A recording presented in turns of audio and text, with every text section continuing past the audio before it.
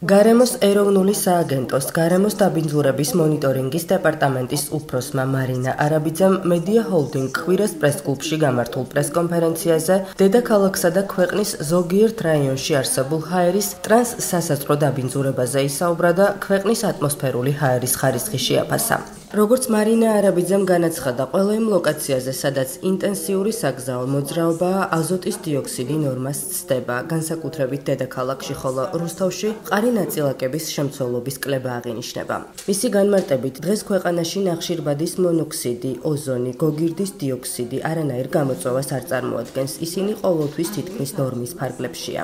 არაბიძის განცხადებით, სადგურებზე, სადაც გარემოს დაბინძურების მონიტორინგის სინჯის ამღებები არის განთავსებული, ნორმას არ ცდება ბენზაპირინისა და მძიმე მეტალების შემცველობაც.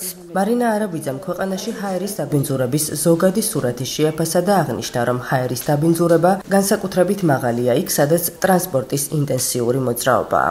მოგეხსენებათ, რომ გარემოს ეროვნული სააგენტო მონაცემებს ატმოსფერული ჰაერის ხარისხის შესახებ ათავსებს ჰაერის ხარისხის პორტალზე ERGOV-ში.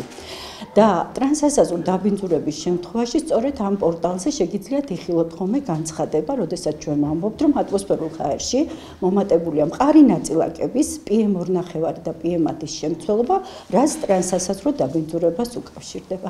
ეს არის სინოპტიკური პროცესით გამოწვეული მოვლენა, როდესაც საჰარის ან არაბეთის ნახევარკუნძულის ან შუა აზიის თუნდაც უდაბნოდან ხდება მტვრის მასების გადატანა შორ მანძილზე. მარტში იყო რამდენიმე დღე ზედიზედ ეს მოვლენა და იყო დაფიქსირებული მაღალი კონცენტრაციები, იყო ასე ვთქვათ წითლად შეფერილი ეს ქალაქები, სადაც მონიტორინგი მიმდინარეობს. დაბინძურება დღეის მდგომარეობით არ არის და ჩვენი ასე ვთქვათ მონიტორინგის სადგურები დღეის მდგომარეობით ისევ მწვანედ არის შეფერილი, რაც ნიშნავს, რომ კარგი ჰაერი გვაქვს მიმდინარე პერიოდში. ნორმა აქვს ყველა დამაბინძურებელს, საქართველოში მოქმედებს ატმოსფერული ჰაერის ხარისხის სტანდარტი და ასევე მნიშვნელოვანია, რომ ეს სტანდარტი არის შესაბამისობაში ევროკავშირის ნორმებთან. ატმოსფერული ჰაერის ხარისხის მონიტორინგი ტარდებოდა 7 ავტომატური სადგურის საშუალებით, რომლებიც განთავსებული იყო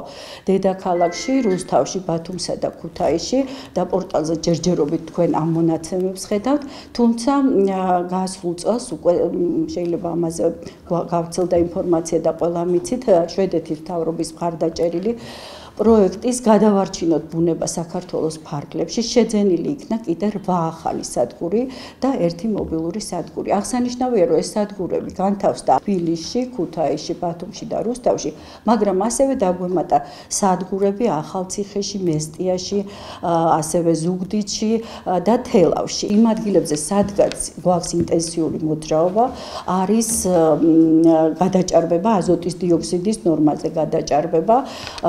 დედაქალაქში გვაქვს ასეთი განსაკუთრებით ბევრი ლოკაცია, იმიტომ რომ მოგეხსენებათ ყველაზე მეტი რაოდენობა ტრანსპორტის სწორედ აქ არის. გვაქვს მყარი ნაწილაკების შემცველობის კლება, მაგალითად ქალაქ რუსთავში, რომელიც მოგეხსენებათ სამრეწველო ქალაქია და ატმოსფერული ჰაერის დაბინძურება აქ მნიშვნელოვანი ასე ვთქვათ გამოწვევა. რაც შეეხება აზოტის დიოქსიდებს, აქ მდგომარეობა ჩვენ შეგვიძლია ვთქვათ, რომ უცვლელია ჯერჯერობით, ყოველ შემთხვევაში მატება არ ფიქსირდება.